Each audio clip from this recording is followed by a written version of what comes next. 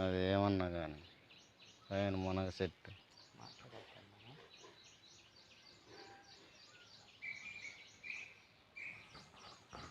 ఈ బొప్పాయి చెట్లు అనేటివి దీనికి అసలు మందు అనేది కొట్టడం లేదు.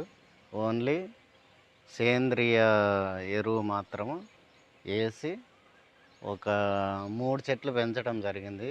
బొప్పాయి చెట్లు ఇక్కడ 2 చెట్లు ఉన్నాయి, అక్కడ వెనక వైపు ఒకటి ఉంది. తర్వాత ఈ మామిడి చెట్టు వచ్చేసి ఎండాకాలంలో ఒక 8 పిచ్చిలు, మామిడి పిచ్చిలు ఉంటే దాన్ని ఇక్కడ బూడ్చడం జరిగింది. అందులో 2 చెట్లు వచ్చినాయి.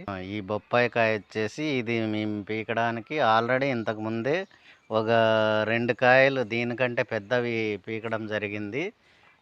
తర్వాత ఈ చెట్లు కానీ మాగినవి ఒక 3 కాయలు పీకడం జరిగింది. ఇవన్నీ సేంద్రియ వ్యవసాయం ద్వారా పెంచుకోవడం జరుగుతుంది. దీనికి కెమికల్స్, మందులు ఇలాంటివి ఏమీ వాడడం లేదు. ఈరోజు ఈ కాయని పీకి మనము టిఫిన్లోకి వాడదాం ఫ్రెండ్స్.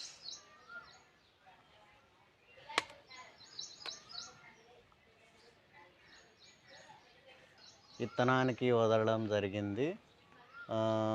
ఇది కానీ విత్తనం వేసింటేనే ఈ చెట్టు ఇంత బాగా వచ్చింది. తర్వాత ఇంకొకటి కానీ ఆడ మునక్కాయ చూడండి, ఈ మునక్కాయలు 2 విత్తనానికి చేయడం జరిగింది. దీనిని పీకకూడదు.